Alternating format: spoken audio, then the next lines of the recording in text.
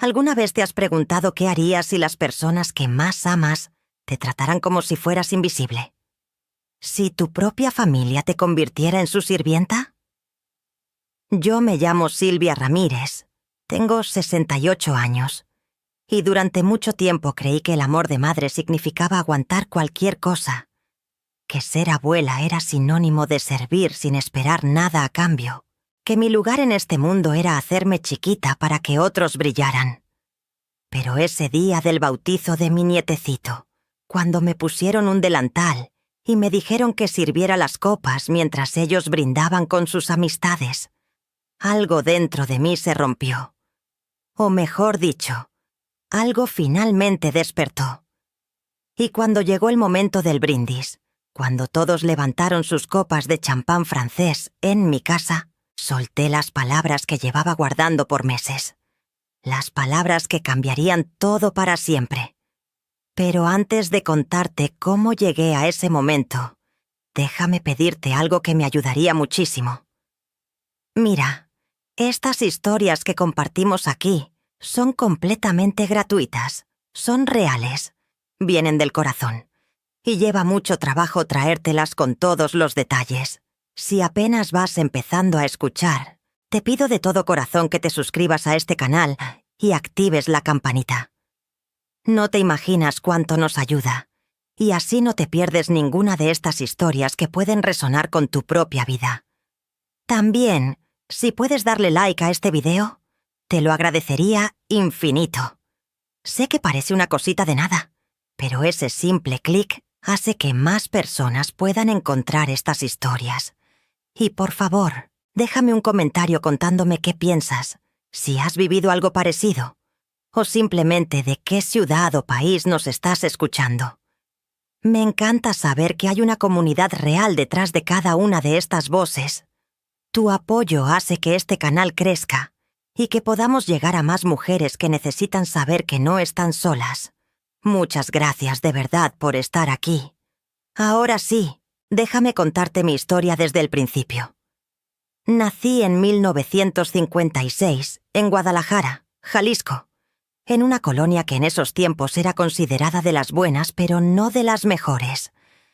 Mi papá trabajaba como contador en una fábrica textil, y mi mamá se dedicaba al hogar, como la mayoría de las mujeres de su generación.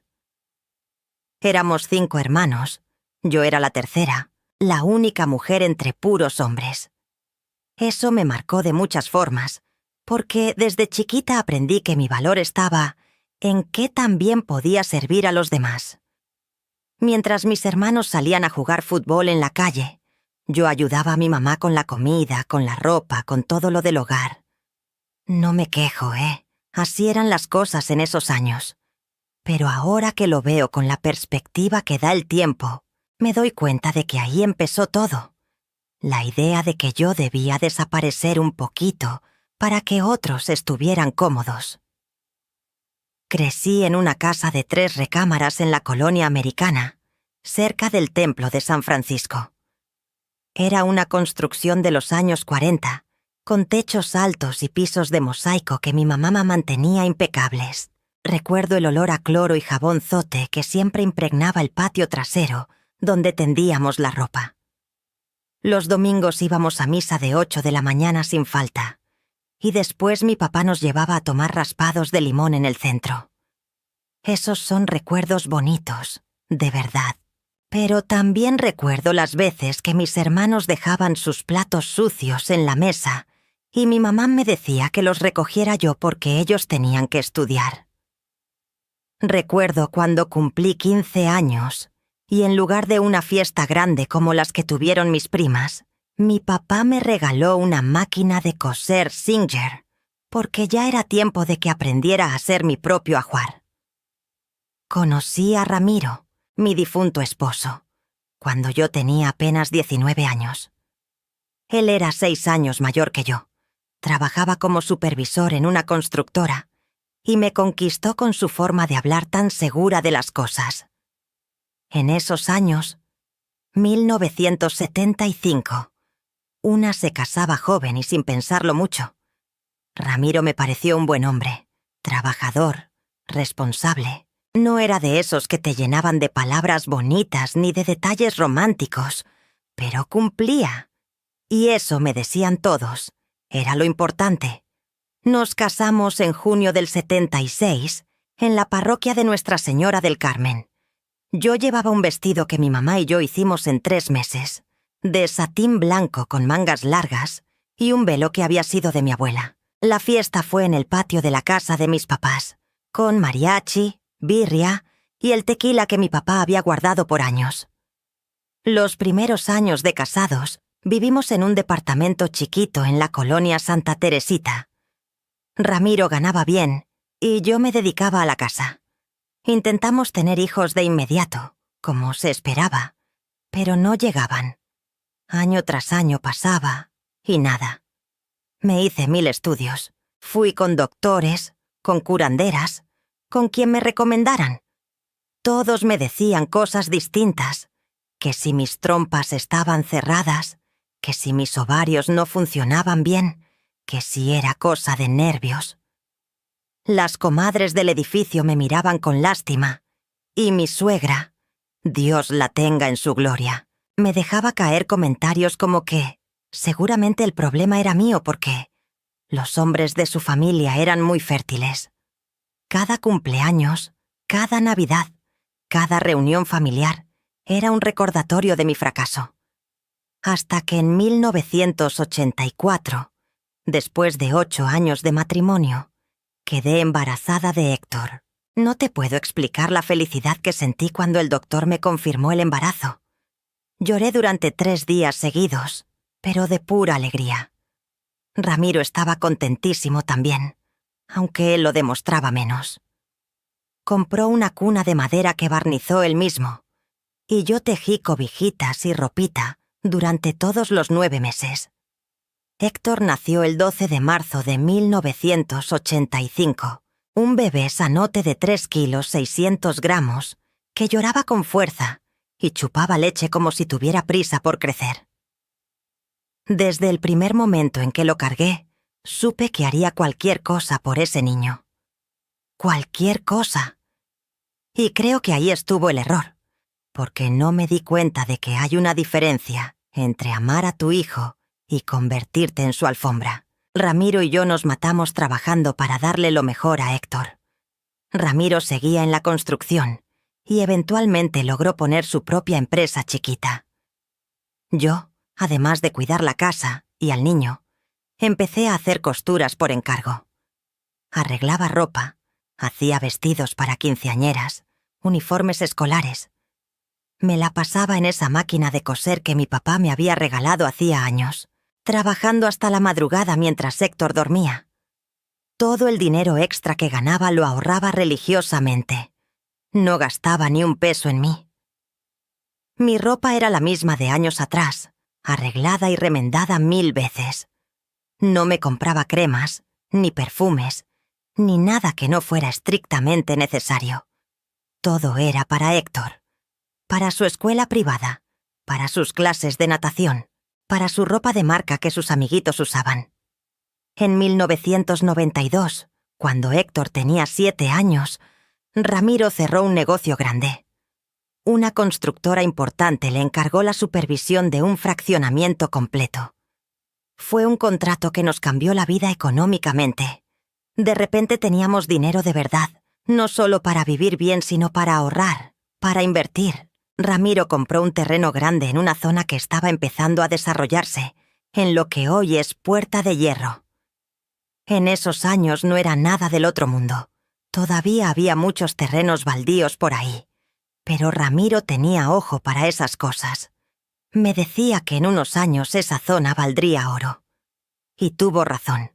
En 1996 empezamos a construir la casa. Una casota de 2 plantas, 4 recámaras, estudio, sala de televisión separada, jardín grande. Yo elegí cada detalle. Los pisos, los colores de las paredes, la cocina integral que tanto había soñado. Nos mudamos en 1998 y recuerdo que lloré cuando entré por primera vez con las llaves en la mano. Nunca imaginé que algún día iba a vivir en una casa así. Héctor creció en esa casa. Ahí pasó su adolescencia, su preparatoria, sus primeros años de universidad. Estudió administración de empresas en el ITESO, una universidad privada carita pero buena. Ramiro y yo seguimos trabajando duro para pagarle todo. Yo ya no cosía tanto porque Ramiro ganaba bien, pero seguía siendo súper ahorradora. No gastábamos en lujos innecesarios. Todo era para asegurar el futuro de nuestro hijo. Héctor era buen estudiante, no brillante, pero cumplidor. Le gustaba salir con sus amigos, tenía noviecitas de vez en cuando, cosas normales de muchacho. Pero siempre fue un hijo atento conmigo, cariñoso. Me abrazaba, me decía que era la mejor mamá del mundo. Y yo me derretía, claro. Todo lo que hacíamos valía la pena si Héctor estaba bien. Ramiro murió en el 2011, un infarto masivo mientras estaba en una obra. Ni siquiera le dio tiempo de despedirse. Tenía apenas 62 años. El mundo se me vino abajo. Llevábamos 35 años casados, y aunque nuestro matrimonio no había sido de esos de película romántica, era mi compañero, era el papá de mi hijo. La casa se sintió vacía de repente, demasiado grande para mí sola. Héctor ya tenía 26 años y vivía en un departamento que le habíamos comprado cerca de su trabajo. Venía a verme seguido esas primeras semanas, me traía comida, se quedaba a dormir algunos días. Me decía que no me preocupara, que él me iba a cuidar. Y yo me aferraba a esas palabras porque no sabía cómo vivir sola después de tantos años. Los trámites legales después de la muerte de Ramiro fueron complicados. Resulta que Ramiro tenía deudas que yo no conocía, inversiones que no salieron bien, préstamos que había firmado. La empresa chiquita que tenía quedó en números rojos. Tuvimos que vender el departamento de Héctor para pagar parte de las deudas. Lo bueno es que la casa donde yo vivía estaba a mi nombre desde que la construimos, por consejo del contador de Ramiro.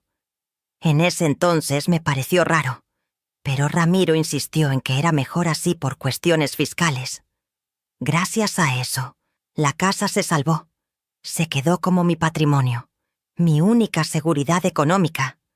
Además, Ramiro tenía un seguro de vida que me dejó una cantidad considerable. No era millonaria, pero tenía para vivir tranquila el resto de mis días si era cuidadosa con el dinero.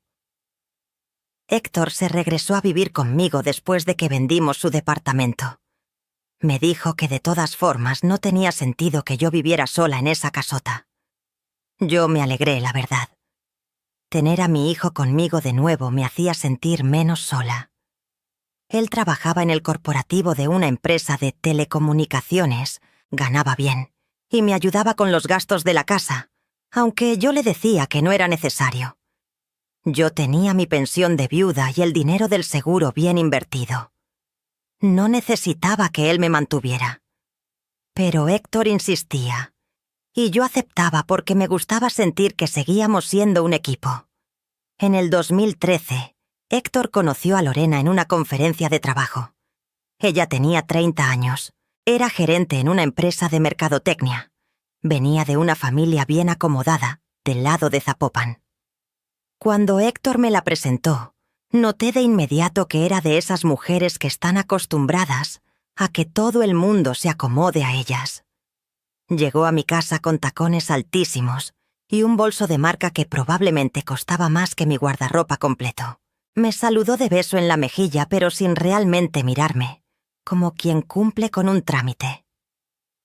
Durante la comida, habló casi todo el tiempo de su trabajo, de sus viajes, de los restaurantes finos que conocía.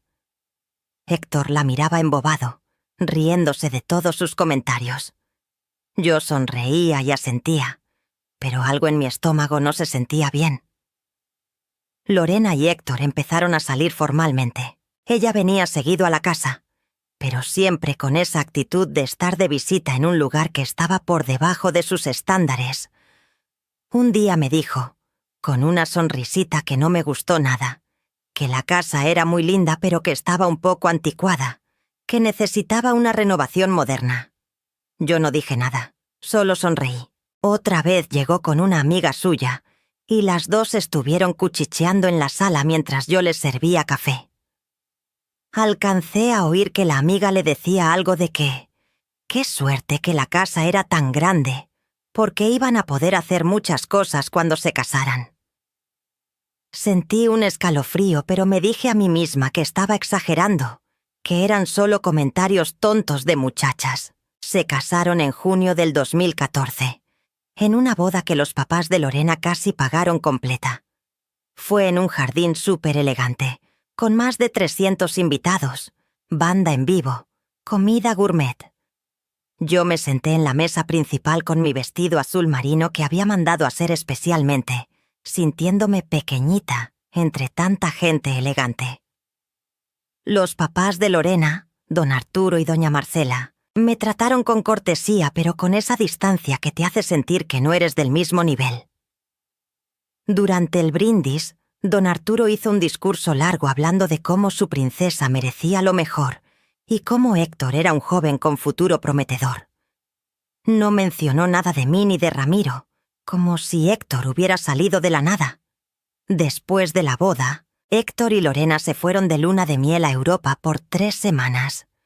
Cuando regresaron, Lorena me dijo muy seria que necesitaban su espacio y que aunque ella apreciaba que yo les hubiera abierto las puertas de mi casa, ellos necesitaban privacidad de pareja.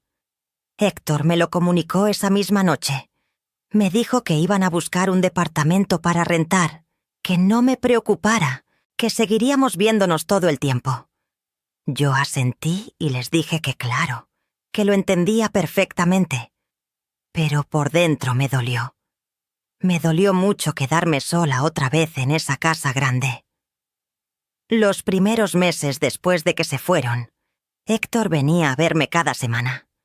Llegaba los domingos a comer, me contaba de su trabajo, de su vida con Lorena.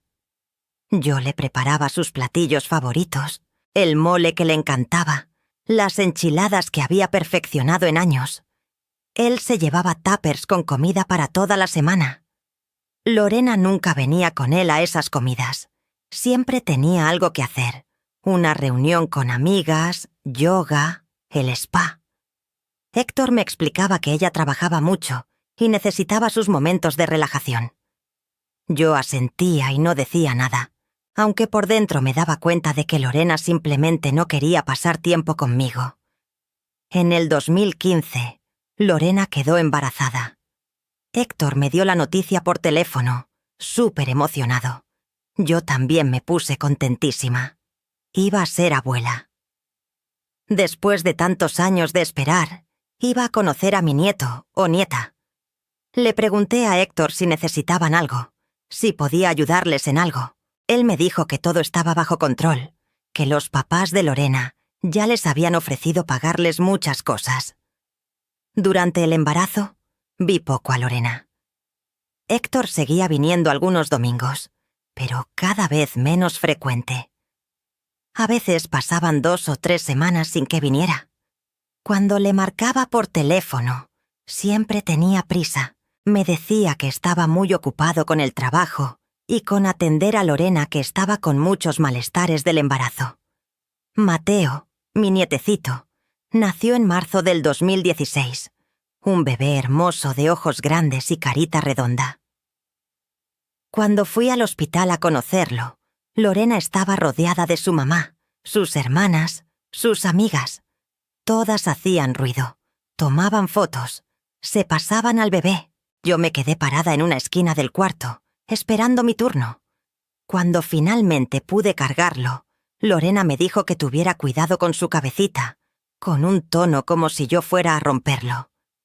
Lo cargué apenas 5 minutos antes de que una de sus hermanas me lo quitara de las manos para tomarse una foto. Me fui del hospital con el corazón apretado, sintiéndome como una extraña en la vida de mi propio hijo y mi nieto. Los meses siguientes fueron raros. Héctor casi no me hablaba. Cuando yo marcaba, a veces no contestaba. Cuando le mandaba mensajes, me respondía horas después con monosílabos. Le pregunté varias veces si podía ir a conocer bien a Mateo, pasar tiempo con él. Siempre me daba largas. Que si el bebé estaba con cólicos, que si Lorena necesitaba descansar, que si mejor otro día. Yo empecé a sentir que me estaban alejando a propósito, pero me decía a mí misma que era normal, que los nuevos papás necesitan su espacio, que no debía ser tan insistente. Ahora que lo pienso, ahí empezaron las señales claras de lo que vendría después. La primera fue en el cumpleaños de Mateo en el 2017. Me invitaron a una fiesta en un salón elegante. Cuando llegué, cargando el regalo que le había comprado con tanto cariño, un carrito de juguete de esos caros que vi que le gustaban, nadie me recibió en la entrada. Entré sola, buscando caras conocidas. Encontré a Héctor platicando con los papás de Lorena. Me acerqué a saludarlo. Él me dio un beso rápido en la mejilla y me presentó con don Arturo como su mamá. Don Arturo me dio la mano sin mucho interés y siguió su conversación con Héctor como si yo no estuviera ahí. Me quedé parada junto a ellos unos segundos, que se sintieron eternos, hasta que me di cuenta de que nadie iba a incluirme en la plática. Me alejé y busqué una mesa donde sentarme. La fiesta estaba llena de gente que no conocía.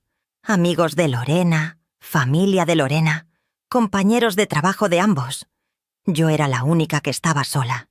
Pasé 2 horas ahí, viendo a mi nietecito de lejos, sin que nadie me hablara. Héctor estaba ocupado atendiendo invitados. Lorena ni siquiera se acercó a saludarme. Cuando llegó la hora del pastel, todos se arremolinaron alrededor de Mateo. Yo me quedé atrás, sin poder ver bien. Tomé fotos desde lejos con mi celular viejo. Me fui antes de que terminara la fiesta. Nadie notó que me había ido. La segunda señal fue unos meses después, en septiembre del 2017. Héctor me habló por teléfono un martes en la tarde. Me dijo que necesitaba pedirme un favor muy grande, que ellos estaban pasando por una situación económica complicada, que Lorena había dejado su trabajo para dedicarse a Mateo y ahora solo contaban con el sueldo de Héctor, que el departamento donde vivían les costaba muy caro y estaban batallando para pagar la renta y todos los gastos del bebé. Me preguntó si había alguna posibilidad de que ellos se regresaran a vivir a mi casa por un tiempo, solo hasta que se estabilizaran económicamente. Mi corazón brincó de alegría. «Claro que sí», le dije. La casa era enorme, había espacio de sobra, podían quedarse el tiempo que necesitaran. Héctor sonaba aliviado. Me dijo que hablaría con Lorena y me confirmaba en unos días. Se mudaron 2 semanas después. Llegaron con un camión de mudanza lleno de cosas. Muebles nuevos, cajas y cajas de ropa, juguetes de Mateo, aparatos electrodomésticos. Empezaron a acomodarse en la planta alta, que tenía 2 recámaras grandes y un baño completo. Yo les ayudé a desempacar, a acomodar todo. Lorena dirigía todo como si fuera su casa, diciéndome dónde poner las cosas, moviendo muebles míos que estaban ahí desde siempre porque no le gustaban. Yo no dije nada. Me alegraba tenerlos cerca, tener a mi nietecito bajo el mismo techo. Pensé que finalmente podríamos ser una familia unida. La tercera señal llegó apenas una semana después de que se mudaran. Era un sábado por la mañana. Yo estaba en la cocina preparando el desayuno. Lorena bajó con Mateo en brazos, todavía en pijama. Se sentó en la mesa y me miró con esa cara que ya empezaba a conocerle, entre aburrida y exigente. Me dijo que de ahora en adelante sería mejor que yo me encargara de preparar las comidas, porque ella tenía que dedicarse completamente a Mateo. Que el bebé demandaba toda su atención y que cocinar le quitaba mucho tiempo. Me dijo que esperaba desayuno, comida y cena todos los días, y que por favor tratara de hacer comida saludable, nada de tanta grasa ni carbohidratos porque ella estaba cuidando su figura. Yo me quedé helada con la espátula en la mano. Héctor entró a la cocina en ese momento, se sirvió café y le dio un beso en la cabeza a Lorena, como si lo que había dicho fuera lo más normal del mundo. Yo asentí y dije que claro, que no había problema. Por dentro sentí algo raro, pero me convencí de que solo estaba ayudando a mi nuera, que estaba ocupada con mi nieto. La cuarta señal fue más clara, más hiriente. Fue en diciembre del 2017, para las posadas. Yo había decorado toda la casa con mis adornos navideños de siempre. El nacimiento que había armado durante 20 años. Las luces que ponía cada temporada. Una tarde llegó Lorena con un montón de cajas de una tienda cara de decoración. Empezó a quitar mis adornos sin preguntarme nada. Los fue metiendo en cajas y sacando los suyos, todos modernos, minimalistas, en colores plata y blanco. Yo la miraba sin saber qué decir. Cuando finalmente encontré mi voz, le pregunté con todo el tacto que pude si no le gustaban mis adornos. Ella ni siquiera volteó a verme. Me dijo que esos adornos viejos y corrientes hacían que la casa se viera como de anciana, que necesitábamos algo más elegante, más acorde con el estatus de la familia.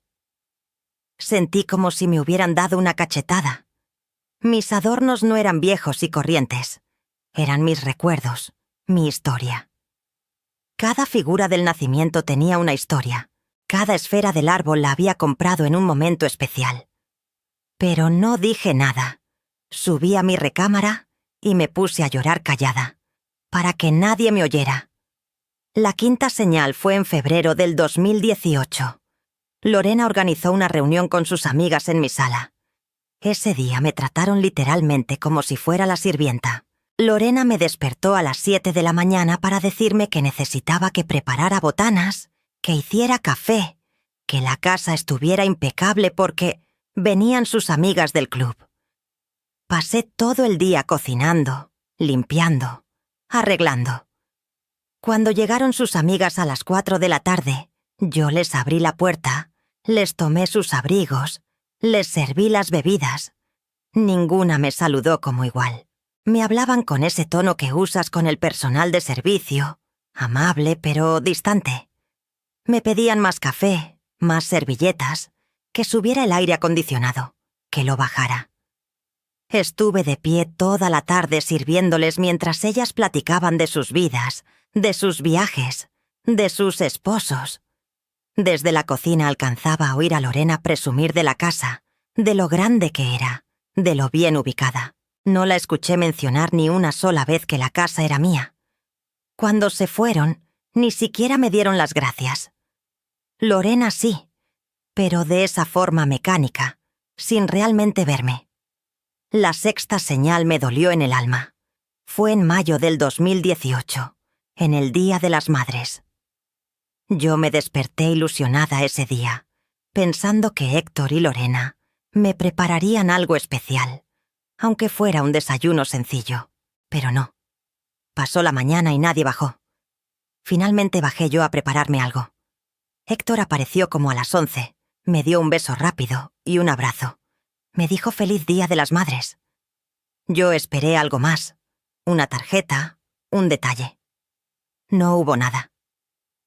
Lorena bajó una hora después y ni siquiera me felicitó. Más tarde ese día, salieron los tres. Me dijeron que iban a comer con los papás de Lorena para festejar a doña Marcela. Me preguntaron casi como de compromiso si quería ir, pero el tono en que lo dijeron dejaba claro que preferían que no fuera. Les dije que no, que estaba bien, que fueran tranquilos. Me quedé sola en mi casa ese Día de las Madres, llorando frente a la televisión, preguntándome en qué momento mi hijo había dejado de verme. La séptima señal fue cuando empecé a notar que las cosas de mi casa estaban cambiando de lugar o desapareciendo. Un día no encontraba el jarrón que me había regalado mi mamá antes de morir. Le pregunté a Lorena si lo había visto.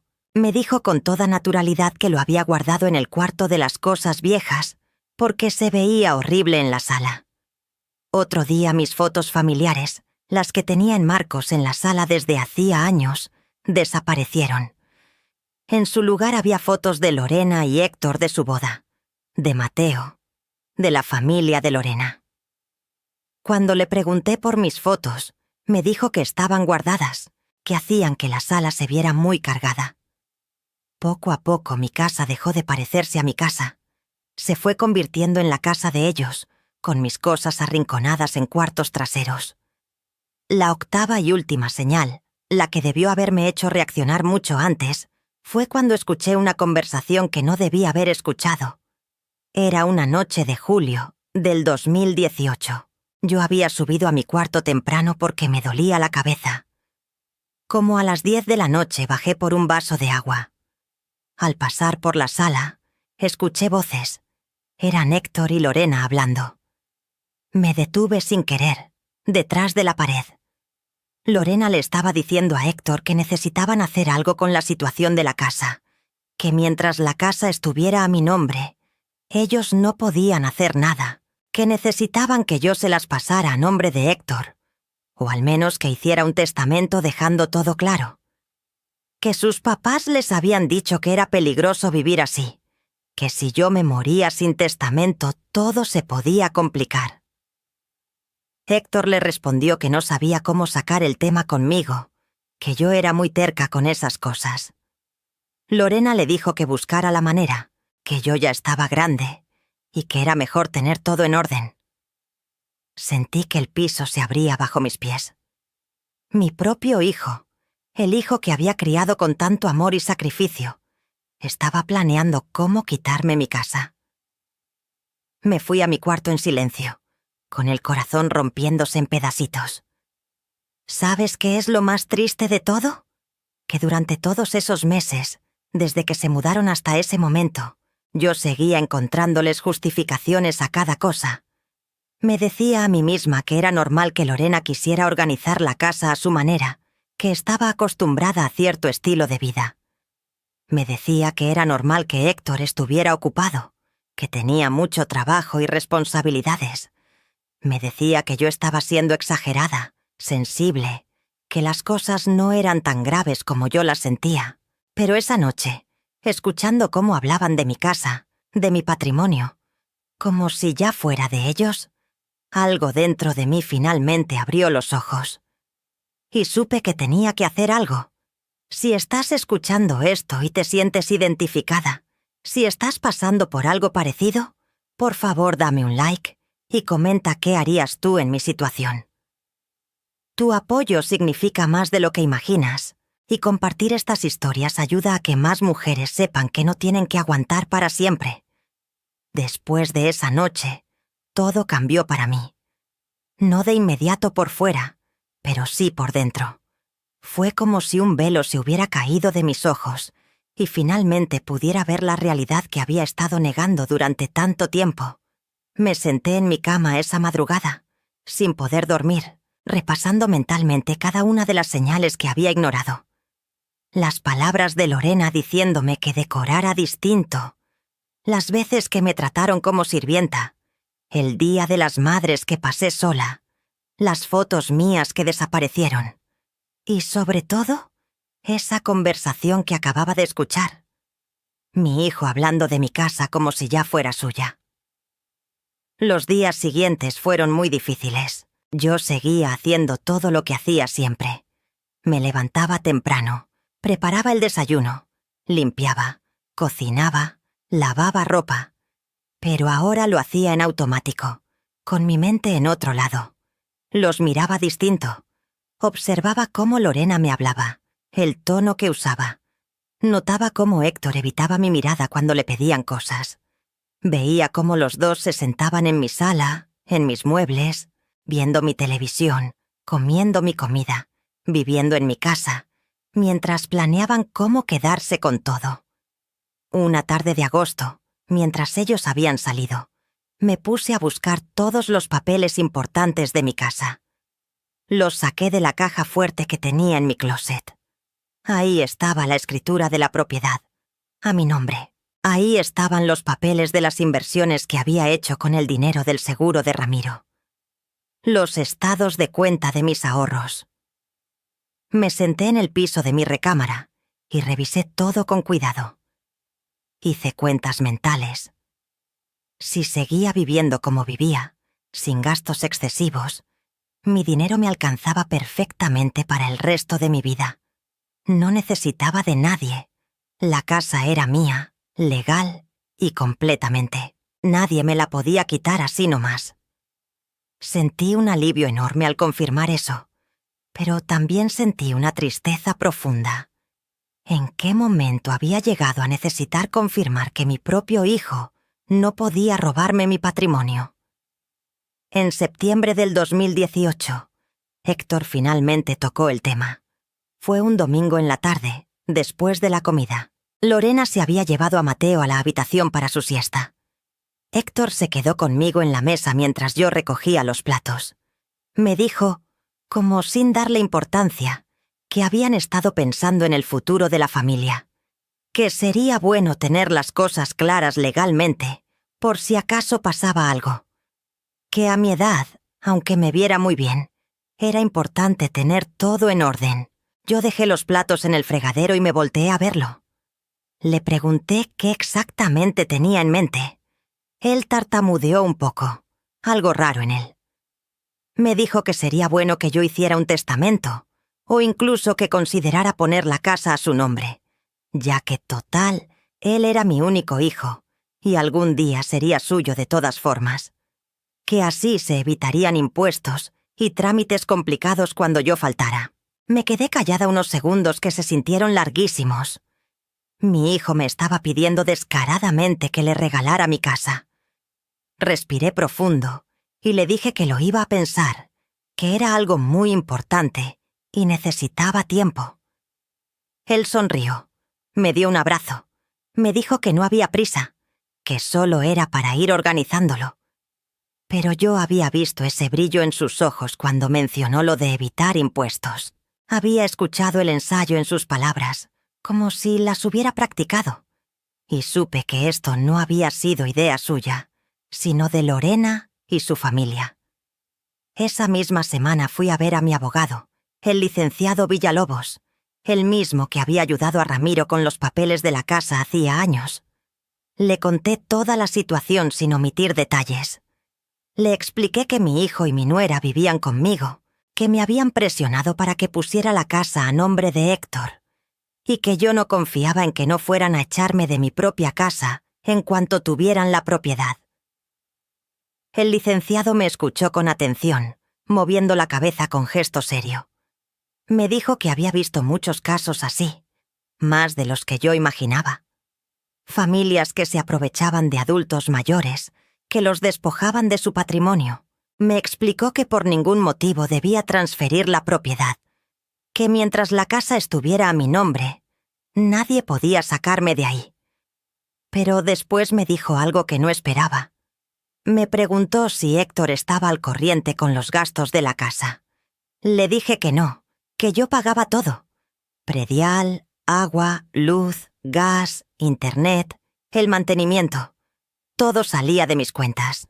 Héctor y Lorena vivían gratuitamente en mi casa desde hacía casi un año y no habían aportado ni un peso.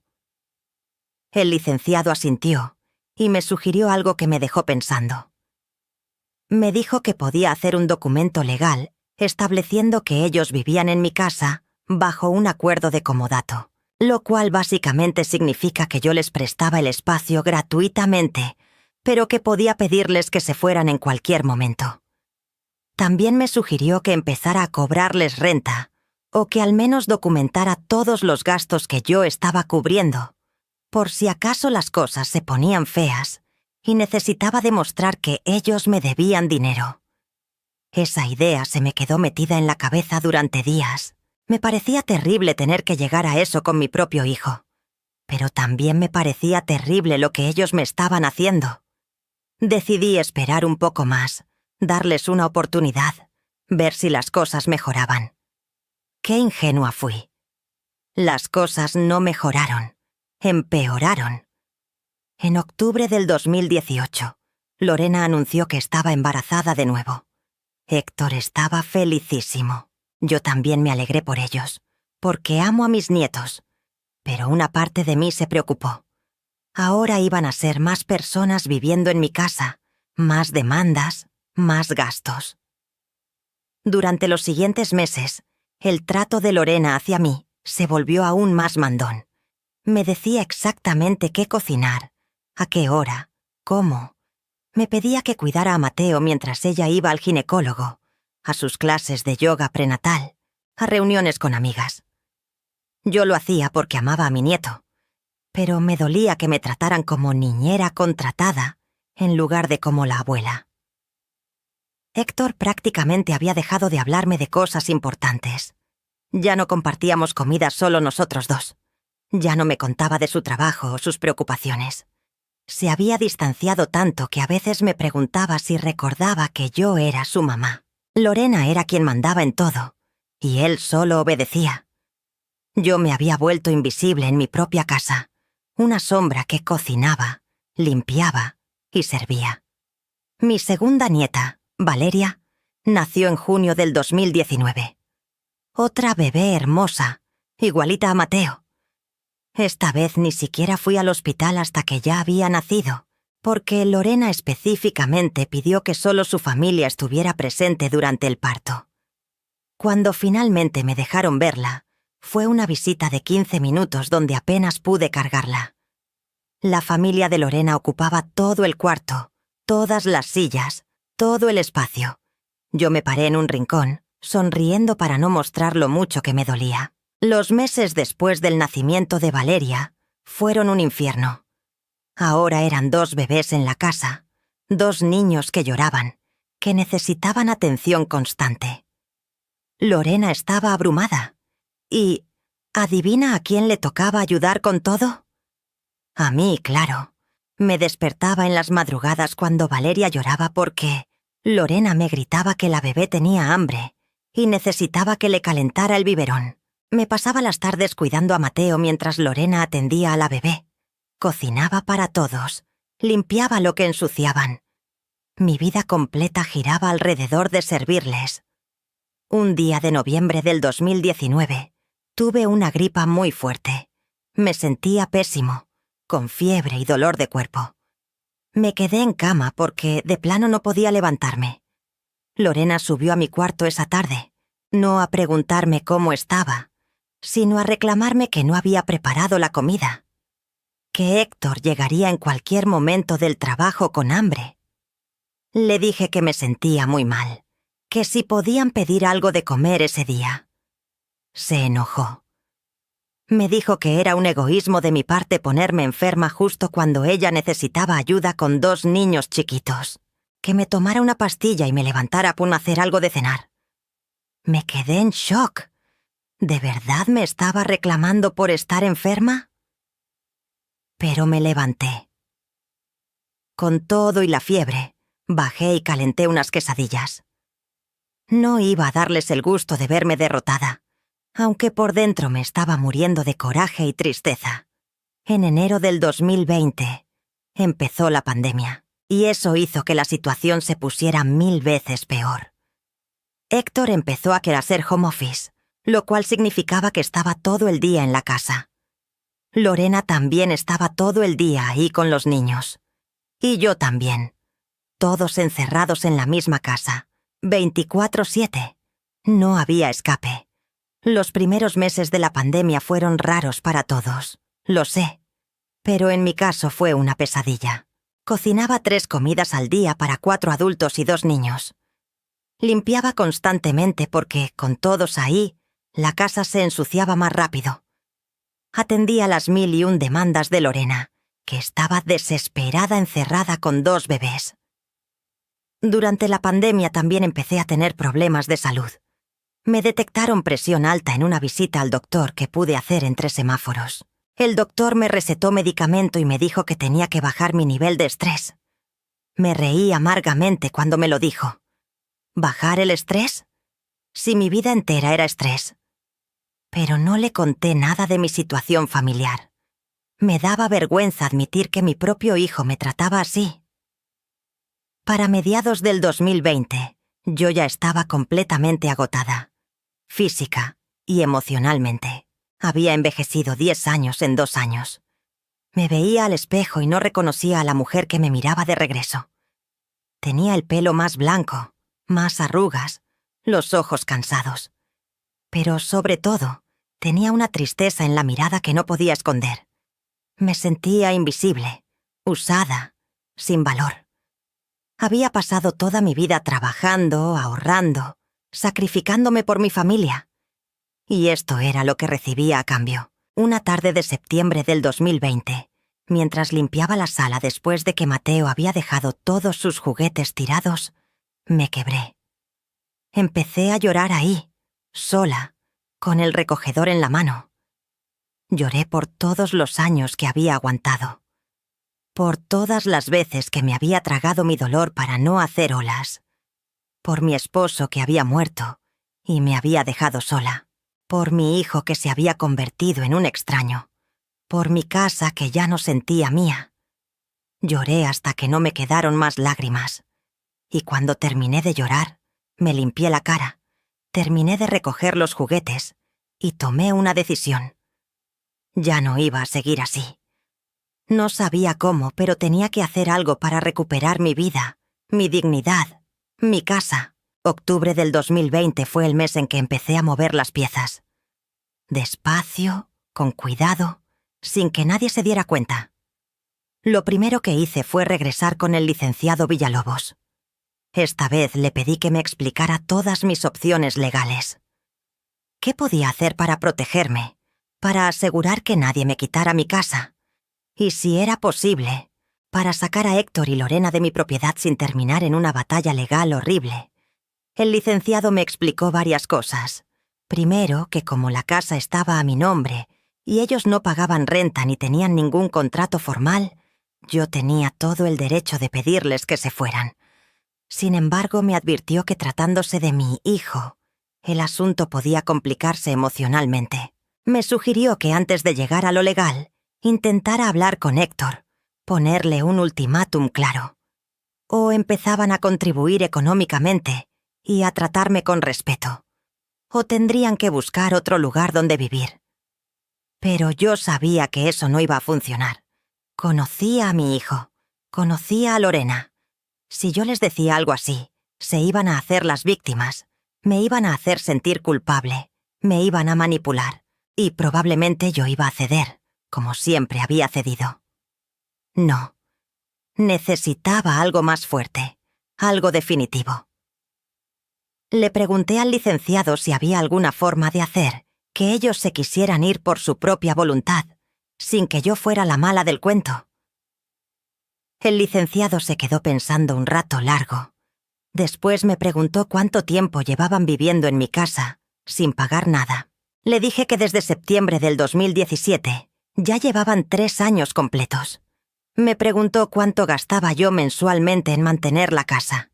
Saqué mis estados de cuenta y sumamos predial, agua, luz, gas, internet, teléfono, comida para todos, productos de limpieza, todo. Salía como en unos 25.000 pesos al mes, aproximadamente. En 3 años, eso sumaba más de 900.000 pesos que yo había gastado manteniéndolos a ellos. El licenciado me dijo que podía hacer un documento legal reclamando esa deuda, que podía establecer formalmente que ellos me debían esa cantidad de dinero por los gastos de su manutención durante 3 años, que si ellos no podían pagar, yo tenía el derecho de exigirles que desalojaran mi propiedad. Me explicó que ese documento, aunque fuerte, estaba respaldado completamente por la ley.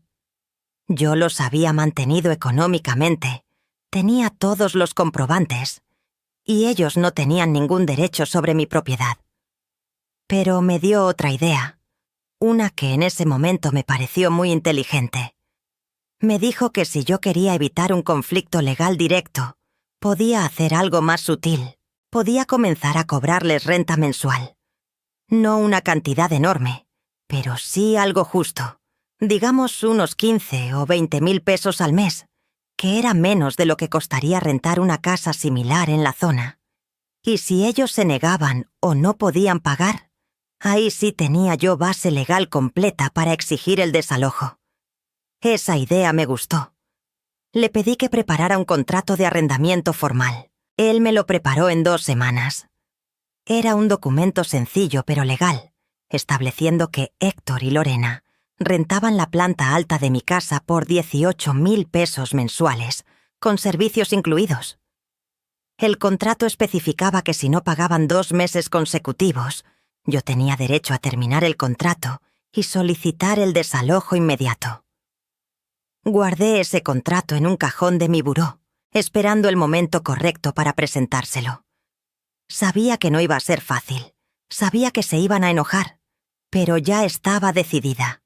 No iba a seguir siendo la alfombra de nadie. Mientras tanto, empecé a documentar todo. Cada vez que iba al súper a comprar comida para toda la familia, guardaba el ticket. Cada recibo de luz, de agua, de gas, todo.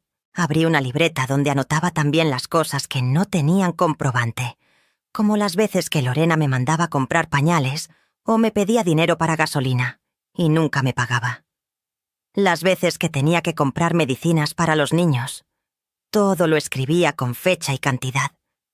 También empecé a grabarme hablando en mi celular. Hacía como pequeños audios donde describía lo que había pasado ese día, cómo me habían tratado, qué me habían dicho. No con intención de usarlo legalmente, sino porque necesitaba desahogarme de alguna forma y no tenía con quién hablar. No tenía amigas cercanas porque durante años me había aislado, dedicándome solo a mi familia. Mis hermanos vivían en otras ciudades y casi no nos hablábamos. Estaba sola en esto.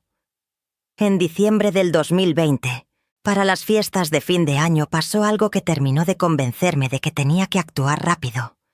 Lorena organizó la cena de Navidad en mi casa.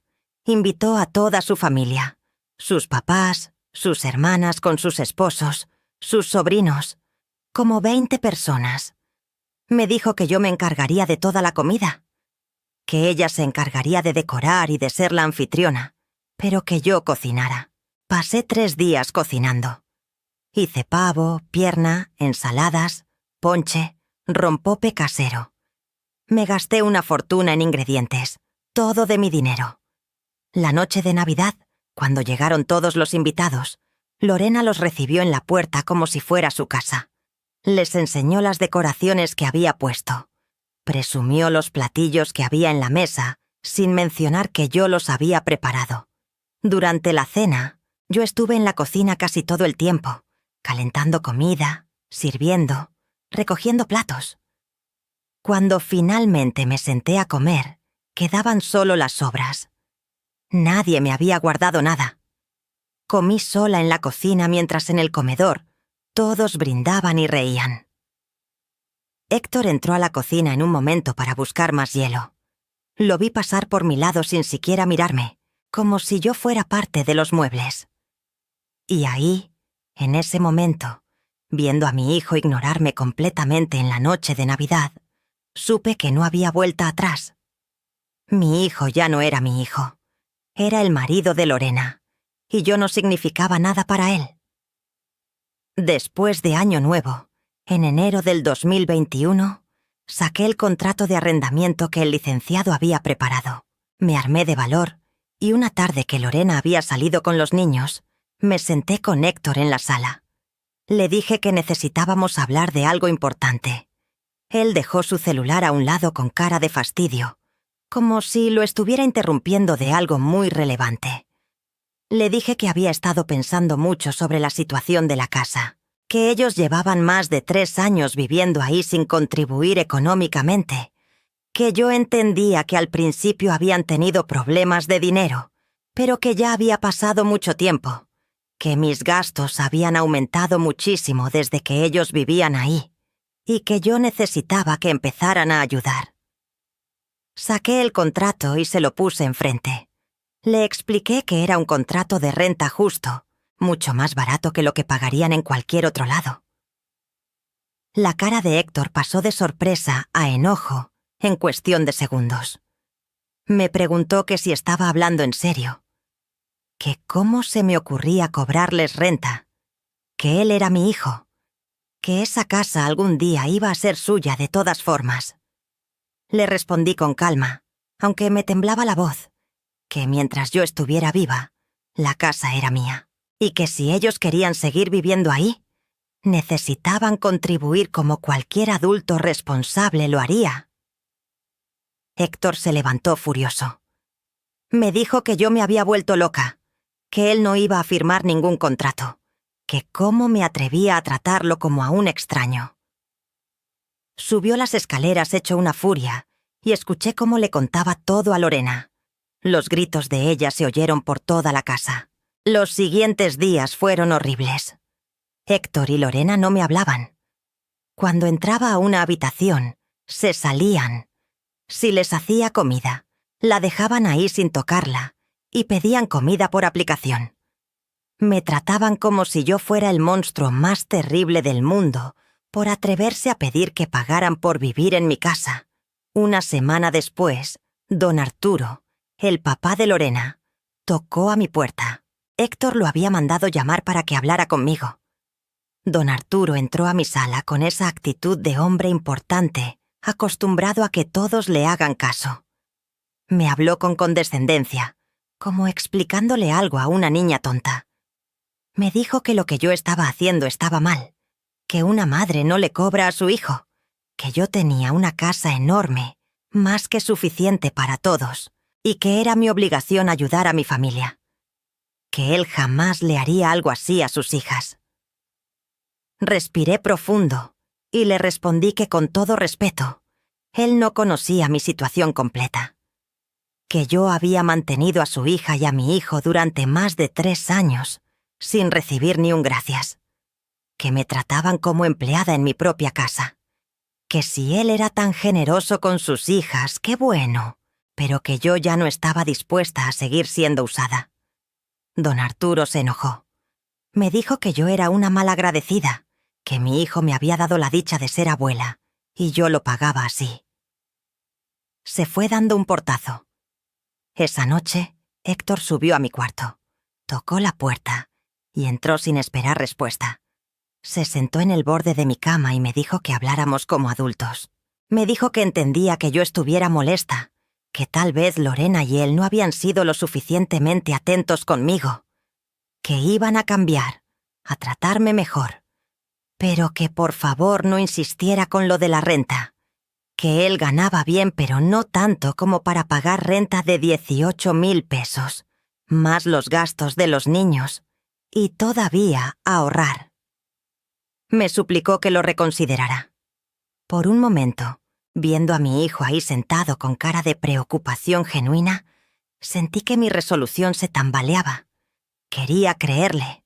Quería creer que las cosas iban a cambiar. Pero entonces recordé las navidades que pasé sola sirviendo. Recordé el Día de las Madres olvidado. Recordé todas las veces que me ignoraron, que me usaron, que me hicieron sentir menos. Y supe que si cedía ahora, nunca iba a cambiar nada. Le dije que lo sentía mucho, pero que mi decisión estaba tomada, que tenían 2 opciones: firmar el contrato de renta y empezar a pagar, o buscar otro lugar donde vivir, que les daba 2 meses para decidir. Héctor se levantó de la cama, me miró con una mezcla de decepción y enojo que nunca había visto en sus ojos, y salió de mi cuarto sin decir nada más. Febrero y marzo del 2021 fueron meses muy tensos en mi casa. Héctor y Lorena no firmaron el contrato de renta, pero tampoco se fueron. Seguían viviendo ahí, usando todo, sin pagar nada, pero ahora con un ambiente horrible de hostilidad. Ya ni siquiera fingían ser amables conmigo. Lorena me hablaba solo para darme órdenes o quejas. Héctor prácticamente había dejado de existir para mí. Pasaba días sin dirigirme la palabra. Yo seguía cocinando y limpiando porque la casa era mía y no iba a vivir en la mugre, pero ya no les servía. Dejaba la comida en la estufa y ellos se servían cuando querían. Lavaba mi ropa nada más, la de ellos la dejaba amontonada. Poco a poco fui estableciendo límites, aunque fueran pequeños. En abril del 2021 recibí un mensaje inesperado. Era de Valeria, la hermana menor de Lorena, a quien apenas conocía. Me pedía si podíamos hablar en privado. Me extrañó mucho, pero acepté. Nos vimos en una cafetería lejos de mi casa. Valeria resultó ser completamente distinta a Lorena. Me contó que ella estaba muy preocupada por la situación, que sabía cómo era su hermana, controladora y manipuladora, que había visto cómo trataban a su mamá cuando vivió con ellos unos meses, y fue horrible. Me dijo que admiraba que yo estuviera poniendo límites, que era lo correcto. Y después me contó algo que me dejó helada. Lorena y Héctor estaban buscando la forma de declararme incapaz mentalmente para poder quitarme la casa. Me explicó que habían consultado con un abogado de la familia sobre cómo podían hacerme una evaluación psiquiátrica que determinara que yo no estaba en mis cabales para manejar mi patrimonio. Que si lograban eso, Héctor podría pedir ser mi tutor legal y tomar control de mis bienes. Valeria me dijo que ella no estaba de acuerdo con eso, que le parecía horrible y que por eso me avisaba. Salí de esa cafetería temblando de pies a cabeza. No podía creer que mi hijo estuviera dispuesto a llegar tan lejos, a declararme loca para robarme mi casa. El coraje que sentí en ese momento fue como nada que hubiera sentido antes. Toda la tristeza y la culpa se convirtieron en una determinación de hierro. No iba a dejar que me hicieran eso. No iba a ser víctima de mi propia familia. Al día siguiente fui con el licenciado Villalobos y le conté todo. Él se puso muy serio. Me dijo que efectivamente ese era un camino legal que existía, pero que se prestaba mucho a abusos. Me recomendó que inmediatamente me hiciera una evaluación psicológica y psiquiátrica completa por mi cuenta, con profesionales certificados, que demostrara que yo estaba en perfectas condiciones mentales. También me sugirió que aceleráramos el proceso de desalojo. Hice todo lo que me recomendó. Me hice las evaluaciones con una psicóloga y un psiquiatra que el licenciado me recomendó. Las dos evaluaciones confirmaron que yo estaba perfectamente lúcida, sin ningún problema cognitivo ni mental. Tenía los documentos certificados que probaban mi capacidad mental completa. Esos papeles los guardé en la caja fuerte, junto con las escrituras de mi casa. El licenciado preparó entonces un documento de desalojo formal. Me explicó que como ellos no habían firmado el contrato de renta, ni habían pagado nada en los 2 meses que les di de plazo, yo tenía base legal completa para exigir que se fueran. El documento les daba 60 días para desalojar mi propiedad. Si no lo hacían, yo podía proceder con un juicio de desalojo y eventualmente sacarlos con ayuda de las autoridades. El 20 de mayo del 2021, con las manos temblándome pero la mente clara, entregué personalmente a Héctor el documento de desalojo. Estábamos en la sala. Lorena estaba arriba con los niños. Le puse el sobre en las manos y le dije que lo leyera con cuidado, que tenían 60 días para encontrar otro lugar y mudarse. Que lo sentía mucho, pero que no me habían dejado otra opción. Héctor abrió el sobre y leyó el documento. Su cara se puso roja. Me gritó que cómo podía hacerles eso, que a dónde querría que se fueran, que él era mi único hijo, que yo le estaba dando la espalda a mis nietos. Lo dejé desahogarse sin decir nada. Cuando terminó, le dije con una calma que no sabía que tenía que mis nietos siempre serían bienvenidos en mi casa, pero que él y Lorena necesitaban aprender a ser independientes y a respetar a los demás, que durante años los había ayudado y que a cambio solo recibí maltrato. Lorena bajó corriendo al escuchar los gritos. Leyó el documento y empezó a decir que eso era ilegal, que no podía echarlos así, que iban a demandarme. Le respondí que hablara con un abogado si quería, pero que todo lo que yo estaba haciendo estaba perfectamente dentro de la ley, que la casa era mía, que ellos no pagaban renta y que yo tenía todo mi derecho de recuperar mi espacio. Los siguientes días fueron de locura. Héctor y Lorena llamaron a toda su familia. Los papás de Lorena vinieron a gritarme, a decirme que era una mala madre, una mala abuela. Mis hermanos, que ni siquiera sabían bien qué estaba pasando porque Llevábamos años sin hablar mucho. Me llamaron para preguntarme si era cierto que estaba corriendo a mi hijo. Intenté explicarles, pero nadie quería escuchar mi versión completa. Solo veían que yo estaba echando a mi hijo con 2 bebés chiquitos a la calle. Pero yo me mantuve firme. Por primera vez en mi vida, me mantuve firme. No me importó ser la mala del cuento. No me importó que me dijeran egoísta y cruel. Sabía la verdad. Sabía todo lo que había aguantado. Y no iba a ceder. Héctor y Lorena se pusieron a buscar casa de inmediato. O al menos eso me decían, porque yo no veía que hicieran mucho esfuerzo. Creo que esperaban que yo me arrepintiera, que en el último momento me echara para atrás. Pero no lo hice. En junio del 2021, a pocas semanas de que se cumpliera el plazo del desalojo, Lorena me anunció que habían encontrado casa. Era una casa en renta en una colonia cercana, mucho más chica que la mía, pero decente. Me dijo con tono dramático que esperaba que yo estuviera contenta, que por mi culpa sus hijos iban a vivir en una casa pequeña, en lugar de la mansión a la que estaban acostumbrados. No le respondí. Ya no tenía caso discutir. Solo quería que se fueran de una vez. Pero entonces, a mediados de junio, pasó algo inesperado. Lorena me dijo que estaban planeando el bautizo de Valeria, que ya tenía 2 años, y todavía no la habían bautizado por la pandemia. Me dijo que iban a hacer la fiesta del bautizo en mi casa, aprovechando que todavía estaban viviendo ahí. Que ya habían enviado las invitaciones, que habían contratado servicio de banquete y música. Que esperaban que yo cooperara porque, al fin y al cabo, era mi nieta.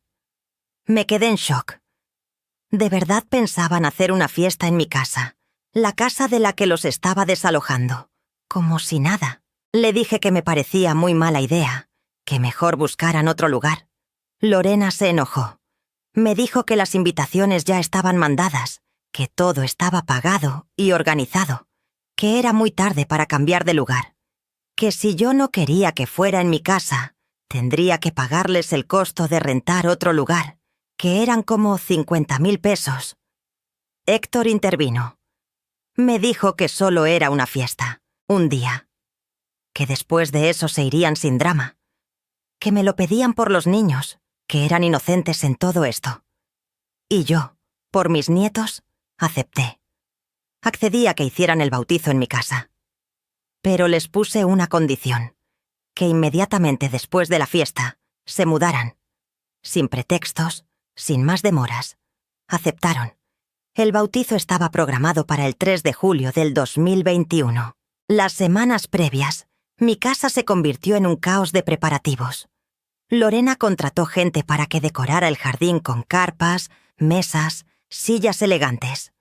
Ordenó flores caras, centros de mesa elaborados, todo de revista. Y yo los miraba transformar mi jardín en su evento personal, sin poder decir nada porque ya había aceptado.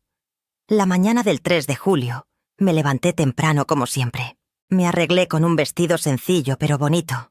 Me peiné, me maquillé un poco. Pensé que al menos vería a mis nietos felices en su día especial, y eso valía algo. Pero cuando bajé a la cocina, Lorena ya estaba ahí con una lista en la mano.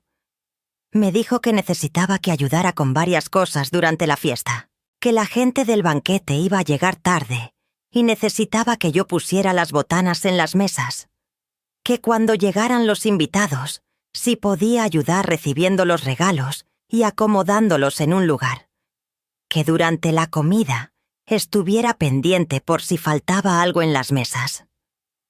La forma en que me lo decía no era de alguien pidiéndole ayuda a su suegra, era de alguien dándole instrucciones a su empleada. No dije nada, solo asentí. Pensé que tal vez era la última vez que tenía que aguantar su trato, y después de ese día se irían para siempre de mi vida. Bueno, de mi casa al menos, porque aunque Héctor ya no era el hijo que yo crié, seguían siendo mis nietos y yo quería tener una relación con ellos. La ceremonia del bautizo fue en una iglesia cercana a las 11 de la mañana. Yo fui sola en mi coche. Nadie me ofreció ir con ellos. En la iglesia me senté en una banca de atrás. La familia de Lorena ocupaba las primeras filas completas. Cuando el padre preguntó quiénes eran los padrinos y pidió que pasaran, los padrinos resultaron ser una pareja de amigos de Lorena. A mí ni siquiera me consideraron. Vi la ceremonia desde lejos, apenas distinguiendo a mi nietecita con su vestido blanco precioso. Después de la ceremonia, todos regresamos a mi casa para la fiesta. El jardín se veía hermoso, la verdad. Lorena tenía buen gusto para esas cosas. Había como 100 invitados, todos de su círculo social y familia. Yo prácticamente no conocía a nadie ahí. Cuando llegué, ya había gente instalándose en las mesas. Me fui directo a la cocina porque ahí me sentía más cómoda que afuera, entre todos esos extraños. La gente del banquete llegó como con 1 hora de retraso, tal como Lorena había anticipado. Así que durante esa hora, yo me encargué de mantener las botanas llenas, de recoger platos sucios, de servir bebidas. Nadie me ayudó. Nadie me dijo gracias. Algunos invitados me confundieron con parte del personal de servicio y me hablaban como tal, pidiéndome cosas con ese tono que se usa con los meseros. En un momento de la tarde, mientras yo estaba en la cocina preparando más hielo, entró doña Marcela, la mamá de Lorena. Nos habíamos visto pocas veces y nunca habíamos tenido una relación cercana. Se me quedó viendo con una expresión rara y me dijo que qué bueno que estaba ayudando con la fiesta, que eso demostraba que al final yo sí quería a mis nietos, aunque estuviera echando a su familia de la casa. No supe qué responder. Me dieron ganas de gritarle tantas cosas, de explicarle lo que realmente había pasado. Pero solo me quedé callada y seguí sacando hielo de la hielera. La comida estuvo deliciosa, debo admitirlo. El servicio de banquete había traído de todo: cortes de carne, camarones, ensaladas gourmet, pastas. Había una mesa entera solo de postres: champán francés, vinos caros, licores importados. Todo lo mejor. Yo comí parada en la cocina, un plato que me serví con lo que sobraba de las primeras rondas. Nadie me guardó lugar en ninguna mesa. Nadie me preguntó si quería sentarme con ellos. Mientras comía, pensaba en todo el dinero que se habían gastado en esa fiesta. 50.000, 70.000 pesos tal vez. Dinero que supuestamente no tenían para pagarme renta. Dinero que sí tenían para aparentar ante sus amistades, pero no para contribuir en la casa donde vivían gratuitamente.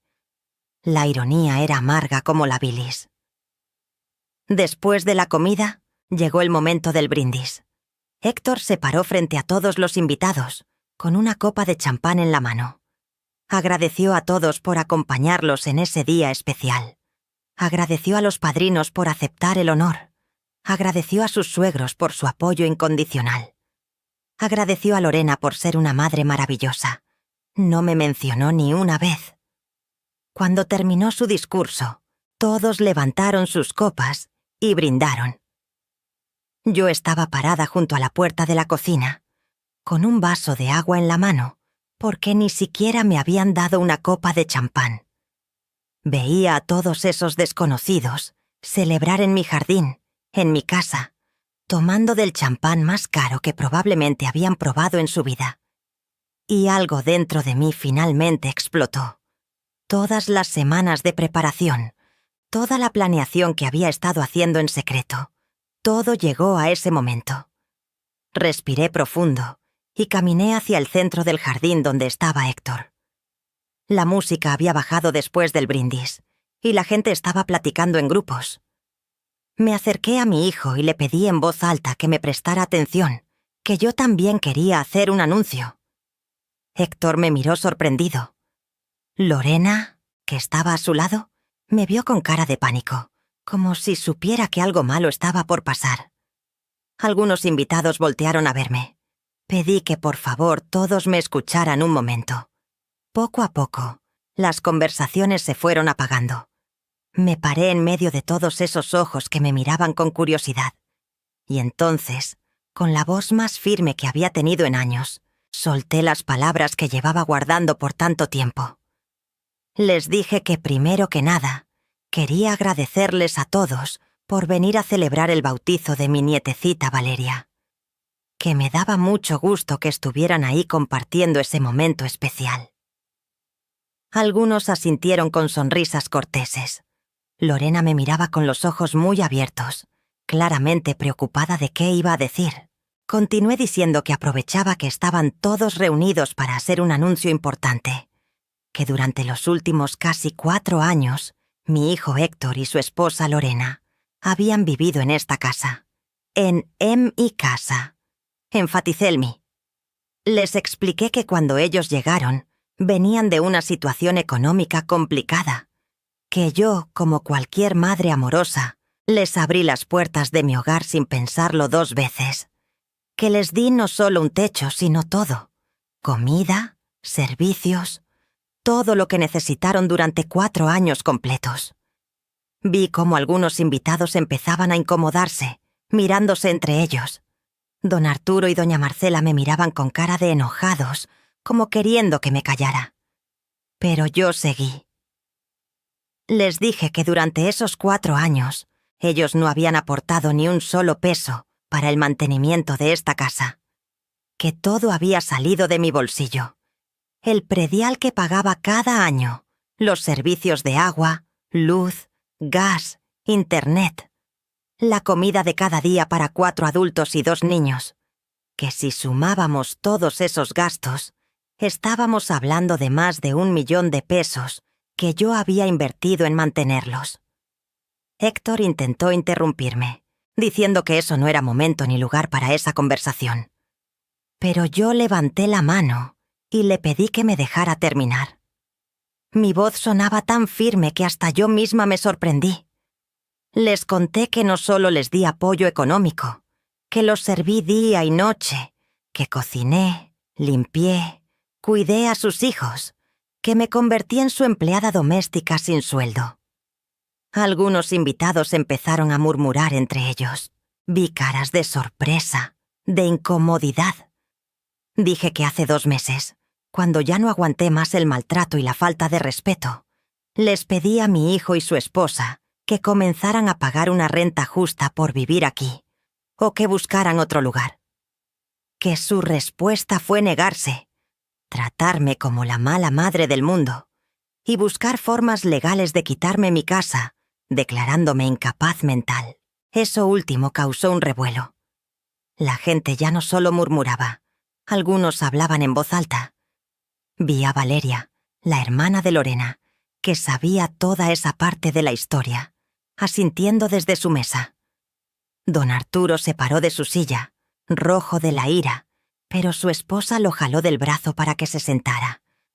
Continué diciendo que después de mucho pensarlo, tomé la decisión de pedirles que desalojaran mi casa, que les di el aviso legal correspondiente hace 2 meses, que ellos, en lugar de respetar esa decisión y mudarse con dignidad, decidieron organizar esta fiesta millonaria en mi jardín, en la casa que tanto querían quedarse, pero por la que nunca quisieron pagar. Lorena estaba llorando ya, con la cara roja.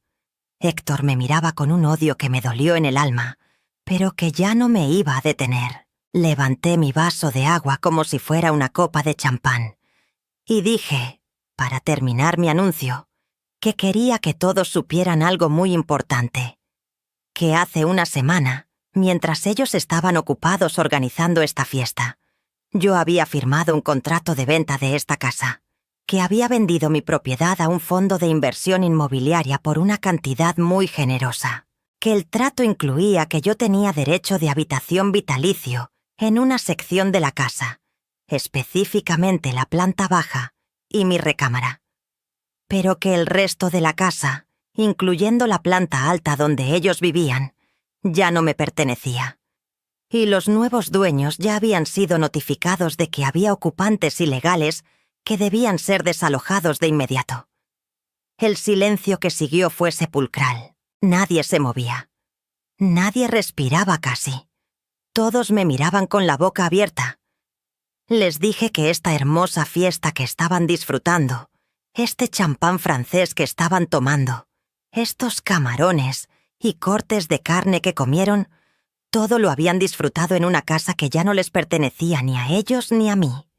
Que en 2 semanas los nuevos dueños tomarían posesión completa de la propiedad y que cualquier persona que siguiera ocupando la casa sería removida por las autoridades. Levanté mi vaso más alto y dije: así que brindo por mi nueva vida, por las segundas oportunidades, por aprender que nunca es tarde para ponerle límites al abuso, venga de donde venga, y por recordarles a todos ustedes que la familia no es quien te usa, la familia es quien te respeta. ¡Salud! Y me tomé mi vaso de agua de un trago mientras 100 pares de ojos me miraban en shock absoluto. El caos que siguió fue instantáneo. Héctor se me acercó gritando que yo estaba loca, que cómo había hecho eso, que esa casa era su herencia. Lorena lloraba histéricamente, abrazada de su mamá.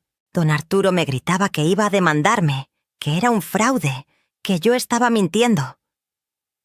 Los invitados empezaron a pararse de sus mesas, algunos escandalizados, otros claramente disfrutando el drama como si fuera una telenovela en vivo. Yo me mantuve tranquila. Saqué de mi bolso una carpeta que había llevado preparada. Le mostré a Héctor el contrato de venta, firmado, sellado, con todas las formalidades legales. Le mostré el documento que probaba que yo había vendido la casa, pero reteniendo mi derecho de habitación vitalicio en una parte específica. Todo legal, todo en orden. Héctor leyó los documentos con las manos temblándole. Su cara pasó del enojo a la incredulidad y finalmente a algo parecido al pánico. Lorena le arrebató los papeles y los leyó también, buscando desesperadamente algún error, alguna forma de que no fuera cierto. Pero era cierto. Todo era completamente cierto y legal. Lo que ellos no sabían, lo que nadie sabía hasta ese momento, es que yo había estado planeando esto desde abril. Después de que Valeria me advirtió que querían declararme incapaz mental, supe que tenía que actuar rápido y de forma definitiva. No bastaba con desalojarlos. Ellos iban a seguir peleando, a seguir buscando formas de quedarse con mi casa, con mi patrimonio. Necesitaba una solución que cortara todo lazo legal entre ellos y mi propiedad. Investigué mis opciones con el licenciado Villalobos. Él me explicó que podía vender la casa, pero reservándome el derecho de usufructo vitalicio, lo cual significaba que podía seguir viviendo ahí hasta mi muerte. Era algo común que hacían las personas mayores que necesitaban liquidez, pero querían seguir en su hogar. Le dije que no era que necesitara el dinero, sino que necesitaba protegerme de mi propia familia. El licenciado me consiguió contacto con una empresa de inversión inmobiliaria que se especializaba en comprar propiedades con este tipo de arreglos. Ellos evaluaron mi casa y me ofrecieron un precio justo. No el precio completo que valdría en el mercado abierto, porque ellos no podrían hacer uso de toda la casa hasta que yo muriera, pero sí una cantidad generosa. Firmamos el contrato a mediados de junio. La transacción se hizo en total privacidad. Héctor y Lorena no tenían idea de nada. El acuerdo específico era que yo retenía el uso completo de la planta baja, que incluía la cocina, la sala, el comedor, mi recámara y un baño. La planta alta y el jardín pasarían a control de los nuevos dueños. Ellos me pagarían a mí una mensualidad fija de por vida para cubrir mi parte proporcional de los servicios. Y yo podría vivir ahí tranquila, sin preocuparme de que nadie me quitara mi techo, hasta el día que muriera. Después de eso, la casa sería completamente de ellos. El dinero de la venta lo invertí de inmediato en instrumentos financieros seguros que me daban rendimientos mensuales, junto con mi pensión de viuda. Ahora tenía más que suficiente para vivir cómodamente el resto de mi vida. No necesitaba de nadie. Por primera vez en décadas, era completamente independiente. Los invitados empezaron a irse de la fiesta rápidamente. Algunos ni siquiera se despidieron, Solo se fueron casi corriendo hacia sus coches, claramente incómodos con el dramón que acababan de presenciar. Otros se acercaron a despedirse de Héctor y Lorena, con expresiones de lástima. Nadie se acercó a despedirse de mí. Estaba bien. No esperaba su aprobación. En menos de media hora, el jardín que había estado lleno de gente elegante tomando champán estaba vacío. Solo quedaban las mesas con platos sucios, las sillas desacomodadas, las decoraciones caras que ahora se veían tristes y fuera de lugar. Quedamos solo nosotros, Héctor, Lorena, yo, y los niños que dormían adentro ajenos a todo el drama. Héctor se me acercó. Su cara era una mezcla de dolor y furia. Me preguntó cómo había podido hacerles eso. Le respondí con calma que yo no les había hecho nada, que lo único que hice fue proteger lo que era mío, porque ellos habían demostrado una y otra vez que no les importaba ni yo ni mi bienestar, que solo les importaba mi casa, mi dinero, lo que podían obtener de mí. Lorena gritó que ella sabía que yo siempre la había odiado, que nunca fui buena suegra, que todo era mi culpa. Le respondí que yo jamás la odié, que cuando Héctor me la presentó, yo estaba dispuesta a quererla como a una hija, pero que ella desde el principio me trató como un estorbo, como alguien inferior, que durante 4 años aguanté su desprecio, sus órdenes, su forma de borrarme de mi propia casa, que el odio, si es que había alguno, vino solo de su lado. Les informé que los nuevos dueños de la casa ya tenían todos los documentos legales para tomar posesión, que en 2 semanas vendrían para hacer una inspección formal de la propiedad, que para entonces ellos ya debían haber sacado todas sus cosas de la planta alta, que si no lo hacían voluntariamente, los nuevos dueños tenían todo el derecho legal de solicitar un desalojo forzoso con ayuda de las autoridades. Héctor me preguntó a dónde esperaba que se fueran. Le recordé que supuestamente ya habían encontrado una casa para rentar, la que me habían mencionado hacía semanas, que ya era tiempo de que se mudaran ahí. Lorena sollozó que esa casa era horrible, muy chica, en una colonia fea. Le dije que pues esa era la casa que les alcanzaba con su presupuesto, y que más les valía acostumbrarse. Esa noche dormí más tranquila de lo que había dormido en años. Sabía que había muchas cosas por resolver todavía, que las siguientes semanas iban a ser difíciles, pero también sabía que había tomado el control de mi vida, que nunca más nadie iba a usar mi amor de madre para abusar de mí. Las 2 semanas siguientes fueron un torbellino. Héctor y Lorena se movieron como locos para sacar todas sus cosas de la planta alta. Rentaron camiones, empacaron caja tras caja. Yo me mantuve en mi espacio de la planta baja, sin interferir. No les ofrecí ayuda porque sabía que no la querían ni la aceptarían. Los representantes de la empresa que compró mi casa vinieron a hacer la inspección formal 10 días después del bautizo.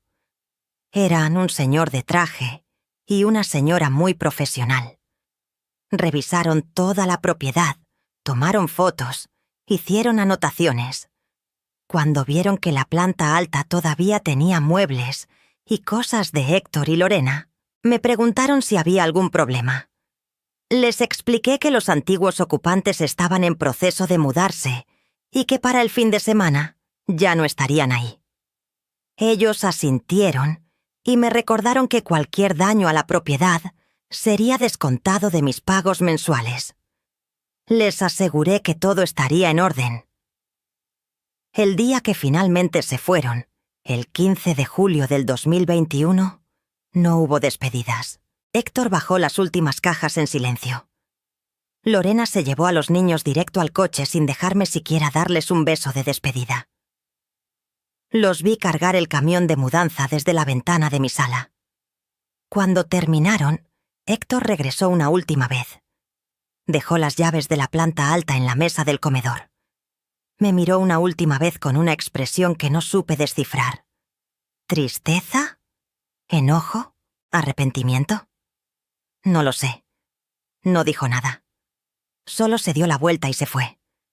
Vi el camión de mudanza alejarse por mi calle. Vi el coche de Héctor seguirlo. Y cuando desaparecieron de mi vista, me dejé caer en el sillón de mi sala y lloré. Lloré por todo lo que había perdido. Por el hijo que ya no reconocía. Por la relación con mis nietos que probablemente estaba destruida. Por los años que desperdicié aguantando maltrato. Por la familia que pude haber tenido y que nunca tuve. Lloré hasta quedarme sin lágrimas. Pero cuando terminé de llorar, me levanté, me lavé la cara y empecé a limpiar. Subí a la planta alta que ahora estaba vacía. Barrí, trapeé, limpié cada rincón. Abrí las ventanas y dejé que entrara el aire fresco. Poco a poco, la casa empezó a sentirse mía de nuevo. Ya no estaba llena de las cosas de Lorena, de sus decoraciones modernas que nunca me gustaron. Ya no había juguetes tirados ni pañales sucios. Estaba limpia, tranquila, en paz. Los primeros meses después de que se fueron raros. La casa se sentía muy vacía, muy silenciosa. A veces extrañaba el ruido de los niños, las risas de Mateo, los arrullos de Valeria. Pero no extrañaba la tensión constante, el caminar en cáscaras de huevo, la sensación de ser invisible en mi propia casa. Eso no lo extrañaba para nada. Héctor me bloqueó de su celular. No me respondía a mensajes, no contestaba mis llamadas. Lorena hizo lo mismo. Los primeros meses intenté contactarlos, mandaba mensajes preguntando por los niños, pero nunca recibí respuesta. Les mandé regalos de cumpleaños a Mateo y Valeria por correo. No sé si los recibieron. Eventualmente acepté que ellos habían decidido cortarme de sus vidas completamente. Fue doloroso. Todavía es doloroso. Hay días en que me despierto y lo primero que pienso es en mis nietos, en qué estarán haciendo, si me recuerdan. Pero entonces me recuerdo a mí misma que hice lo correcto, que me respeté a mí misma, que puse límites necesarios y que un amor que te exige que te anules a ti misma no es amor verdadero. Con el tiempo, empecé a recuperar mi vida. Retomé contacto con una prima que no veía desde hacía años. Nos empezamos a juntar a tomar café cada semana. Ella me presentó a un grupo de señoras de mi edad que se reunían en un centro comunitario para hacer manualidades. Me uní al grupo. Aprendí a hacer macramé, a pintar en acuarela, a tejer con gancho. Cosas que nunca había hecho porque siempre estaba ocupada sirviendo a otros. Me inscribí en un curso de yoga para personas mayores en un gimnasio cerca de mi casa. Me hizo muy bien moverme, estirarme, aprender a respirar profundo. Conocí a más gente ahí. Una señora llamada Lupita se volvió mi amiga. Ella era viuda también. Sus hijos vivían en Estados Unidos y casi no la visitaban. Nos entendíamos, compartíamos esa tristeza de ser madres que dieron todo y que al final terminaron solas. Pero también compartíamos la determinación de hacer algo con el tiempo que nos quedaba. En marzo del 2022, casi un año después de que Héctor se fue, recibí una llamada inesperada. Era Valeria, la hermana de Lorena. Me dijo que necesitaba verme, que tenía algo importante que decirme. Nos vimos en la misma cafetería donde nos habíamos visto aquella vez. Valeria se veía nerviosa. Me contó que Héctor y Lorena habían tenido problemas serios de dinero, que la renta de la casa donde vivían era muy cara para ellos, sumado a todos los gastos de los niños, que Héctor había pedido un préstamo fuerte al banco y estaba batallando para pagarlo, que Lorena había tenido que regresar a trabajar, pero que su sueldo no era suficiente, que las cosas en su matrimonio estaban muy tensas, peleaban todo el tiempo. Me contó también que Lorena le había confesado que se arrepentía de cómo me habían tratado, que ahora entendía lo difícil que era mantener una casa, cuidar niños, trabajar, todo al mismo tiempo, que ojalá pudieran regresar el tiempo y hacer las cosas diferente. Valeria me preguntó si yo estaría dispuesta a hablar con ellos, a darles otra oportunidad. Me quedé callada un rato largo. Tomé mi café despacio, pensando qué responder. Finalmente le dije que apreciaba que me contara todo eso, que entendía que Lorena estuviera pasando por momentos difíciles, pero que yo ya no podía regresar a donde estaba antes, que había trabajado muy duro para recuperar mi paz mental, mi independencia, mi dignidad, que abrir esa puerta otra vez sería arriesgar todo eso. Le dije que si algún día Héctor quería hablar conmigo, de verdad hablar, con honestidad y respeto, yo estaría dispuesta a escucharlo, pero que no iba a permitir que volvieran a usarme, que no iba a rescatarlos de sus problemas económicos, que ellos eran adultos y tenían que aprender a resolver sus propios problemas. Valeria asintió. Creo que entendió. Me dio un abrazo antes de irse y me dijo que me admiraba. Héctor nunca me llamó, nunca vino a buscarme. Y yo aprendí a vivir con eso. Aprendí que a veces amar a alguien significa dejarlos ir, incluso cuando duele. Aprendí que el amor no significa sacrificarse hasta desaparecer. Aprendí que está bien poner límites, está bien decir que no, está bien defenderte incluso de tu propia familia. Hoy, en febrero del 2026, tengo 70 años. Vivo sola en mi parte de la casa, que los nuevos dueños respetan completamente. Ellos rentan la planta alta a una pareja joven muy amable que me saluda siempre que me ven. A veces bajo a charlar conmigo, me cuentan de sus vidas. Es una relación cordial, sin complicaciones, sin drama. Tengo mi rutina. Me levanto temprano, hago yoga en mi sala, desayuno tranquila viendo las noticias. 2 veces por semana voy a mi grupo de manualidades. Los jueves tomo clases de pintura en acuarela en una escuela de arte. Los fines de semana salgo con Lupita y otras amigas a caminar por el parque. A veces vamos al cine o a comer. Tengo una vida tranquila, sencilla, pero es mía. Es la vida que yo elegí, no la que otros me impusieron. ¿Extraño a mis nietos? Todos los días. No pasa un día en que no piense en ellos. Mateo ya debe tener casi 10 años. Valeria 8. Me pregunto cómo serán ahora, qué les gusta hacer, cómo les va en la escuela. Guardo sus fotos de bebés en mi buró y las miro a veces antes de dormir. Rezo por ellos, por su salud, por su felicidad. Espero que algún día, cuando sean mayores, si quieren, me busquen. Y si lo hacen, yo estaré aquí, con los brazos abiertos. Pero si no lo hacen, también estaré bien. Porque aprendí que mi valor no depende de si alguien más me aprecia o no. Saben, si hay algo que quiero que se lleven de mi historia, es esto. Nunca, nunca es tarde para recuperar tu dignidad.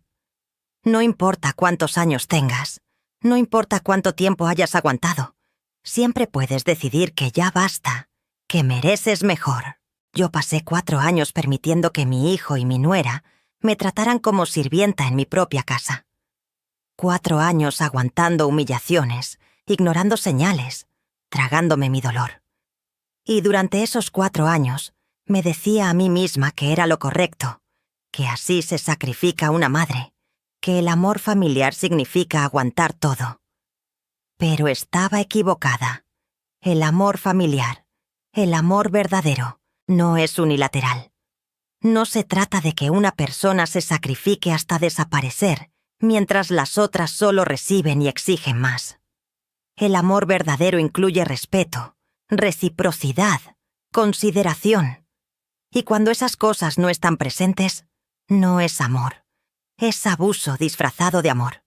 Aprendí que poner límites no te hace mala persona, no te hace mala madre, mala abuela, mala mujer. Te hace una persona que se respeta a sí misma. Y ese respeto es la base de todo lo demás. Si tú no te respetas, nadie más lo hará. Aprendí también que el miedo al conflicto, el miedo a ser la mala del cuento, el miedo a estar sola, no son razones suficientes para aguantar maltrato. Porque al final, ese miedo lo único que hace es mantenerte atrapada en situaciones que te destruyen poco a poco. y aprendí que las segundas oportunidades existen, que incluso a los 68 años, casi 70, puedes reinventarte. Puedes hacer nuevas amigas, aprender nuevas habilidades, descubrir nuevas pasiones. La vida no se acaba solo porque tus hijos ya no estén en ella. La vida continúa, y tú decides cómo vivir lo que te queda. Si estás escuchando esto y te sientes identificada, si estás viviendo algo parecido, quiero que sepas que no estás sola. Hay muchas de nosotras, mujeres que dimos todo por nuestras familias y que en algún momento nos dimos cuenta de que ese todo nunca fue apreciado. Y está bien sentir dolor por eso. Está bien llorar, estar enojada, sentirte traicionada. Todas esas emociones son válidas. Pero después del dolor, después de las lágrimas, viene la decisión. ¿Vas a seguir permitiendo que te traten así? ¿O vas a hacer algo al respecto? Y hacer algo no significa venganza. No se trata de lastimar a quien te lastimó. Se trata de protegerte, de recuperar tu espacio, tu paz, tu dignidad. En mi caso, vender la casa fue la solución correcta para mí. Para otras mujeres, la solución será diferente. Tal vez sea divorcio. Tal vez sea mudarse. Tal vez sea simplemente aprender a decir que no. No hay una fórmula única. Cada situación es diferente. Pero el principio es el mismo. Tú mereces respeto, mereces ser valorada, mereces tener paz en tu propia vida. Y si la gente te juzga por defenderte, déjalos. La opinión de personas que no conocen tu historia completa no debería importarte. Lo que importa es lo que tú sabes, lo que tú viviste y las decisiones que tomas para tu propio bienestar. Antes de despedirme, quiero pedirte un último favor. Si esta historia te conmovió, si te identificaste con algo de lo que conté, por favor dale like a este video. Ayuda muchísimo a que más mujeres puedan encontrar estas historias. Y si todavía no te has suscrito al canal, hazlo ahora y activa la campanita. Aquí compartimos historias reales de mujeres reales que enfrentaron situaciones difíciles y encontraron la fuerza para salir adelante. Déjame un comentario contándome qué piensas, si has vivido algo similar, o simplemente de qué país o ciudad nos estás escuchando. Me encanta leer sus historias, sus reflexiones.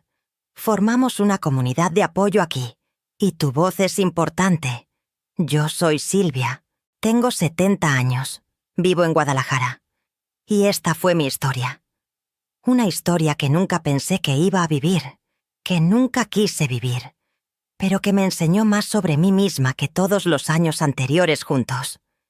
Me enseñó que soy más fuerte de lo que creía, que puedo estar sola sin sentirme sola, que mi felicidad no depende de si mi hijo me habla o no, que puedo construir una vida plena a cualquier edad.